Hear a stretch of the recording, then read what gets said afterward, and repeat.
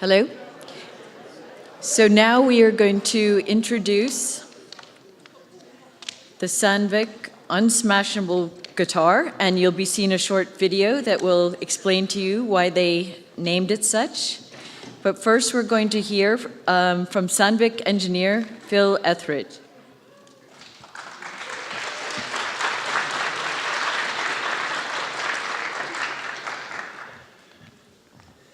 Hello, Phil Etheridge, my name. What am I supposed to say?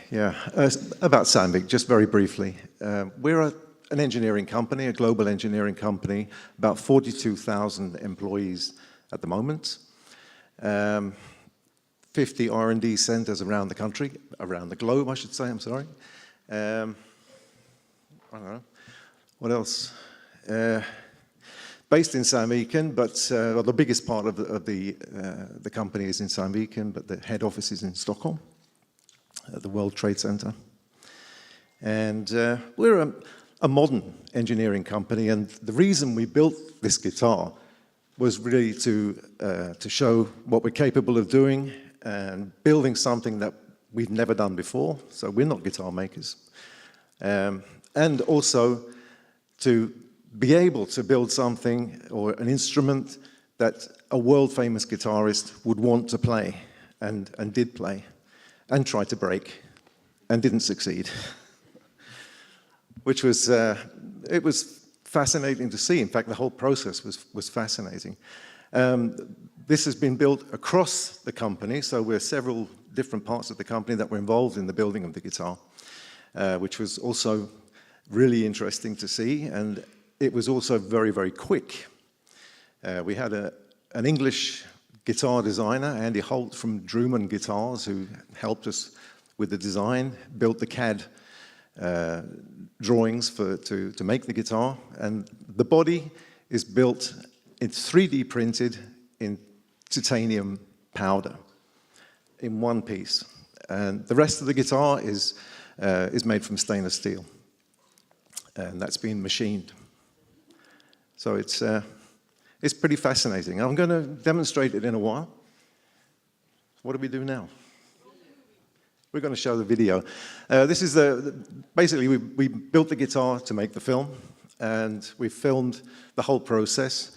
The film itself is fairly short, so it's about 7 minutes, but it's good. It's actually quite fun. So enjoy.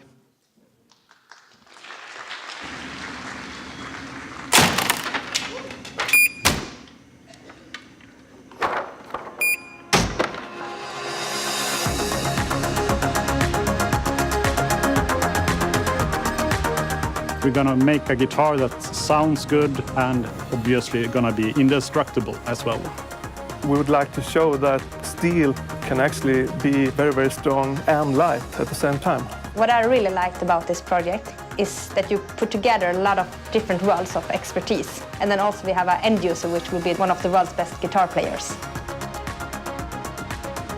We must be able to design and machine a guitar that is unsmashable in all the different ways of how you can smash a guitar. Well, I got my first guitar when I was 5 years old. And then when I was 7, I saw Jimi Hendrix smashing a guitar on TV. I thought it was cool. It's this silly thing, really, but I thought it was cool. So as soon as I got another guitar, a better one than that, I guess it was about half a year later, I would smash the other one up. And then when I get a better guitar than the second one, I would smash that one up.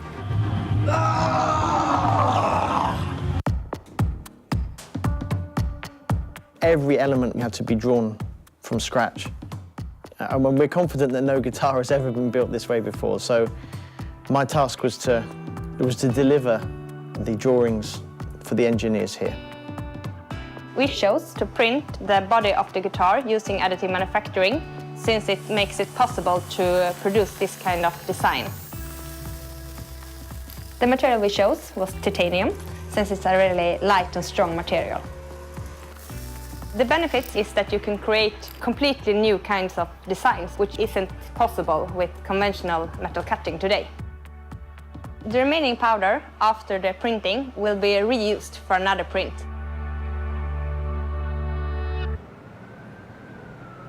It's always a lot more fun to create a guitar for a world-famous guitarist, especially for Yngwie Malmsteen, that is a childhood hero. The most important thing for me is the neck. It's the most important thing.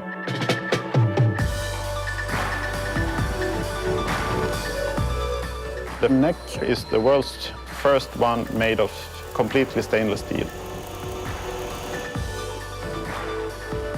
This fretboard is really demanding when it comes to machining because it's so thin. We are using our highest strength duplex stainless steels in together with a unique lightweight structure. So by using this, we have made the strongest and lightest structure ever.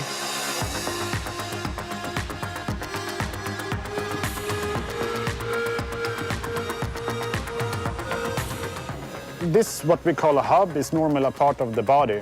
In this case, there's no real joint because we have unified parts of the body together with the neck to have it more rigid. So we are quite certain that this will hold a crash.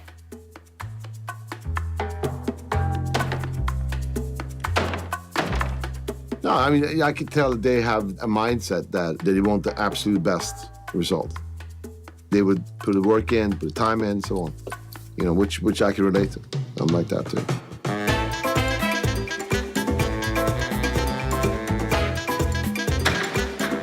Of course, this guitar will be beaten a lot more by Yngwie Malmsteen that we can imagine, but I don't think he will succeed smashing this guitar.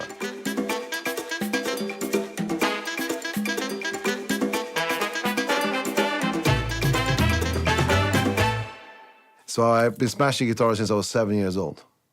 Yeah.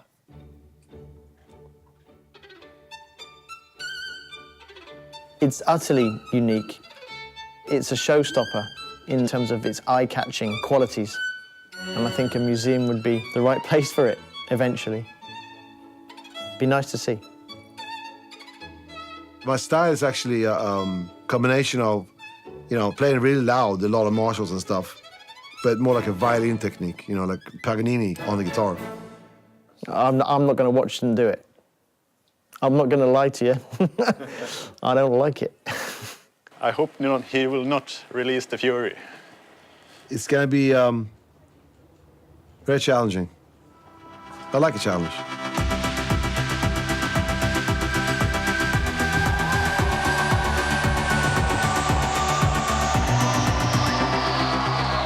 Today is the day, and I really look forward to see Yngwie try to smash the guitar. For us, this is really cool to have the whole crowd here, to get them look at the guitar that we built together. I think that is a really nice thing. You have to remember that we are not any guitar makers. This is our first guitar ever.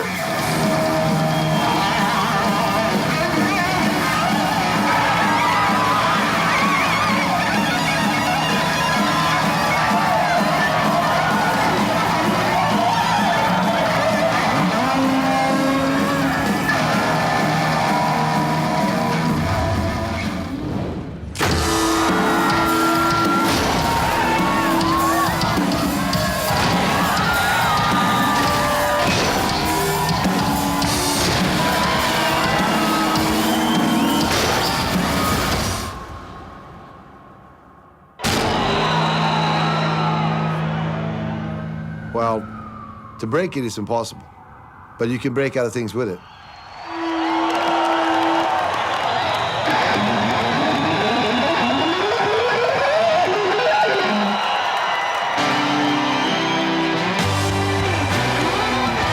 Really relieved we managed to create an unsmashable guitar. I gave everything that I had, 200%.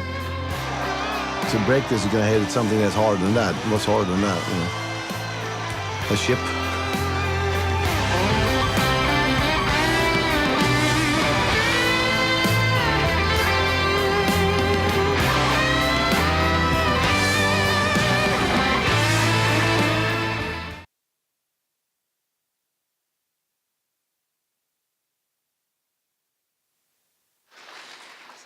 So now I want to invite Francis Arnold and Don Johansson on stage with Phil.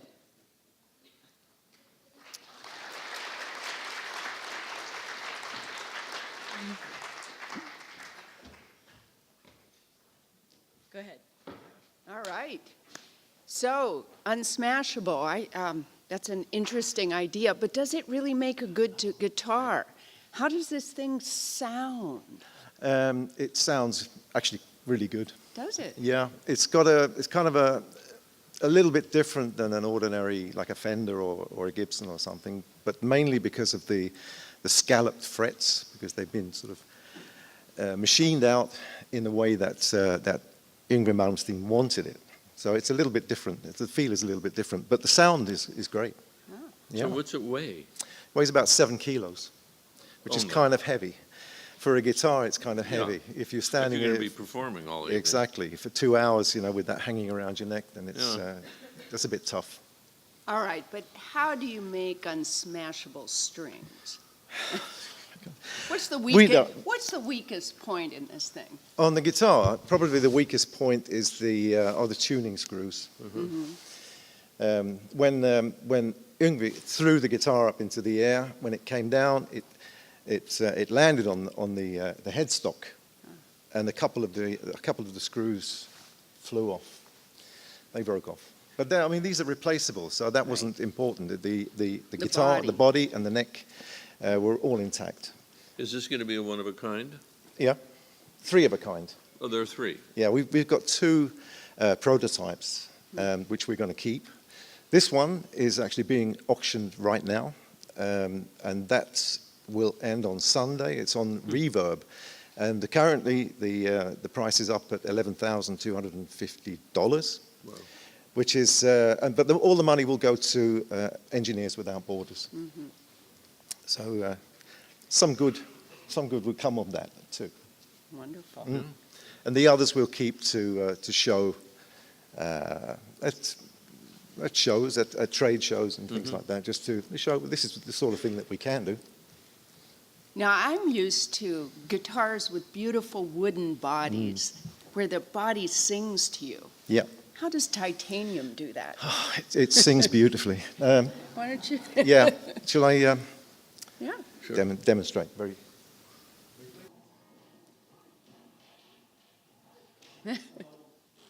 This is an old Yngwie hit from the 80s, but I'm going to play it fast. Well, it's faster than he played it anyway.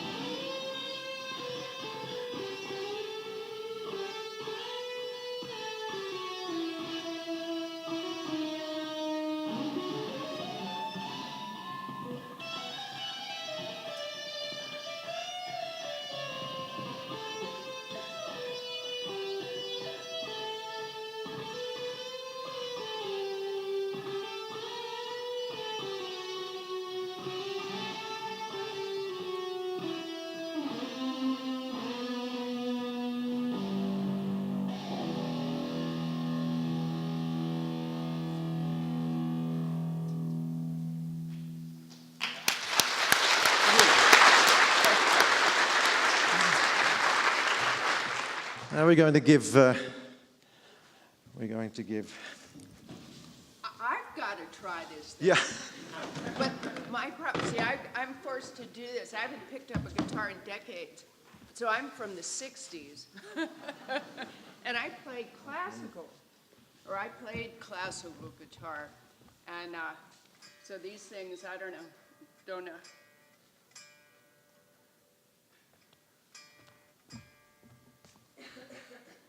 All right, here we go.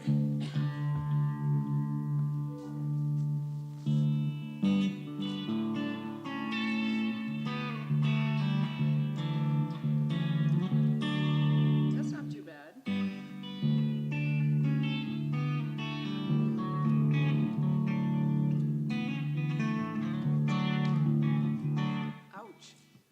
sets up the fingers if you haven't played for a while.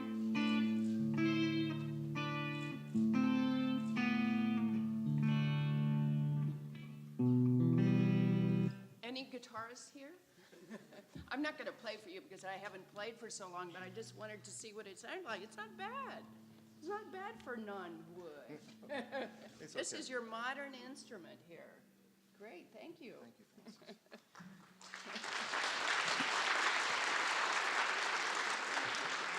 I have one more very short thing to do. I tuned the D down. I tuned the E down.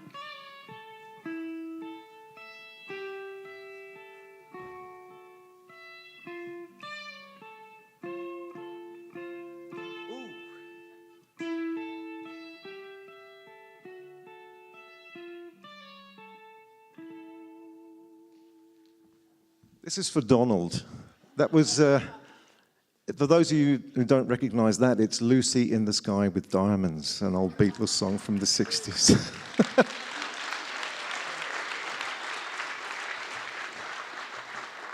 I think all of you know that Lucy was named after Lucy in the Sky with Diamonds, a Beatles song. And the day of discovery, we were celebrating, and somebody just threw it out and said, well, if you think it's a female skeleton, why don't you call it Lucy? And I didn't think that that was very sophisticated. But by the next morning, everybody was talking about going back to find more of Lucy. How old was she when she died? Was it really a female? And so on. And I'll let you in on an interesting secret. It's not so much a secret, but it's not terribly well known. A number of years ago, I was in Bhutan, and I received an email from a senior researcher at NASA. And he was proposing to NASA at that time a Lucy mission to go to the asteroids just next to Jupiter, to, as Lucy told us about the origins of humans, the Lucy mission was going to tell us more about the origins of our solar system. So this launch will happen in 2021, and I'm working with NASA and trying to sneak a couple of little diamonds on board. So Lucy will be back in the sky with diamonds. Thank you.